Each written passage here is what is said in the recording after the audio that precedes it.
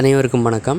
நம்ம இந்த வீடியோவில் பார்க்குற விஷயம் என்னென்று சொன்னால், சிங்கள மொழியில் இருக்கிற வினைச்சொற்களை பற்றி பார்க்க போகிறோம்.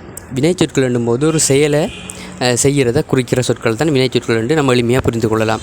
உதாரணத்துக்கு ஒருத்தர் படிக்கிறார் அல்லது நித்திரை கொள்கிறார், ஓடுறார், இப்படியான விஷயங்களை நம்ம எளிமையாக சொல்கிறதுக்கு பயன்படுத்துகிற செயலை குறிக்கிறதுக்கு பயன்படுத்துகிற சொற்களை தான் நாம் வினைச்சொற்கள் என்று சொல்லுவோம்.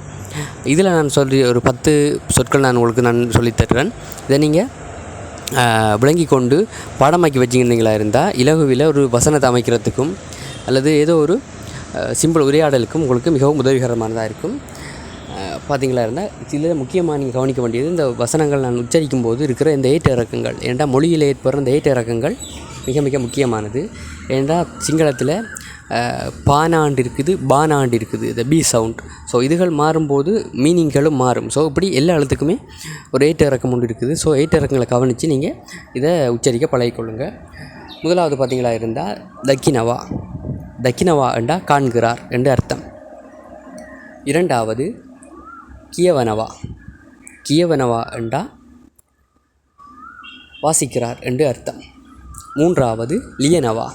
லியனவா என்றால் எழுதுகிறார் என்று அர்த்தம். அடுத்தது மகனவா. மகனவா என்றால் அழிக்கிறார் என்று அர்த்தம். அடுத்தது கதாகர்ணவா. கதாகர்ணவா என்றால் பேசுகிறார் என்று அர்த்தம். ஸோ இது பேசிக்கான வினைச்சொற்கள். இதை நீங்கள் இதை வச்சுக்கொண்டு நீங்கள் வேறு வசனங்களை அமைச்சுக்கொள்ளலாம். உதாரணத்துக்கு அவர் காண்கிறார் அப்படின்னு உதாரணமாக நம்ம ஒரு வசனத்தை அமைக்கிற மாதிரி இருந்தால் ஏயா தக்கினவா. ஏயா தக்கினவா என்றால் ஏயான்றது அவர்ன்றதை குறிக்கும். ஸோ ஏயா தக்கினவா. அதுக்கடுத்தது இவர் காண்கிறார் என்று சொல்கிறதுக்கு மேயா தக்கினவா. மேயா தக்கினவா. இப்படி ஒரு பேசிக்கான 2 வேர்ட்ஸை வச்சுக்கண்டே நாம் சிங்கள மொழியில் வசனங்களை, அர்த்தமுள்ள வசனங்களை நம்ம உண்டாக்கலாம். அவர் காண்கிறார், இவர் காண்கிறார், அவர் எழுதுகிறார், தம்பி அழிக்கிறார், தம்பி பேசுகிறார், அப்படி நம்ம வசனங்களை அமைச்சிக்கண்டே போகலாம். ஸோ பேசிக்கான வினைச்சொற்கள் ஒரு 5 இதில் நம்ம பார்த்துருக்குறோம். அடுத்த 5 வாங்க பார்க்கலாம். இந்த வசனங்களை நீங்கள் பாடமாக்கி நீங்கள் வசனங்களை எளிமையான வசனங்களை அமைக்கிறதுக்கு பழகிக்கொள்ளுங்கள். இதுவும் கூட சிங்கள மொழியில் இருக்கிற திறமையை உங்களுக்கு வெளிப்படுத்துறதுக்கு மிகவும் உதவிகரமானதாக இருக்கும். அடுத்த வசனம் பார்த்தீங்களா இருந்தால் நானவா. நானவா ஆண்டா குளிக்கிறார் என்று அர்த்தம்.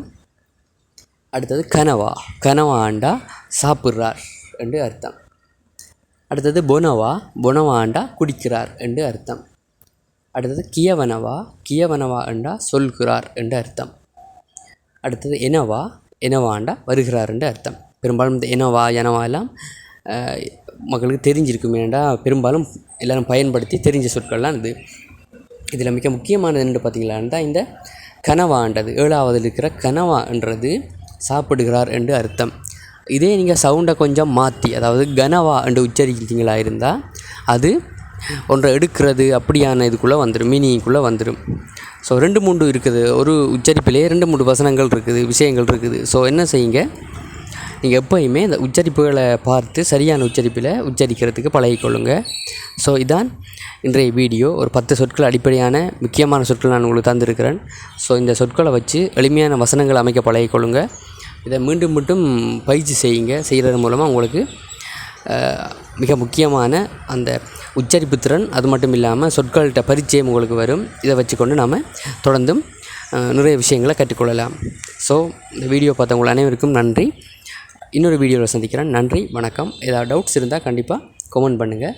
நான் உங்களுக்கு அதாவது எந்த வீடியோ எதுவும் வேணும், ஸ்பெசிஃபிக்காக அதை பற்றியாவது போடணும்னு சொன்னால் நீங்கள் சொல்லுங்கள். நான் அந்த வீடியோவை அப்லோட் பண்ணுறேன். இன்னொரு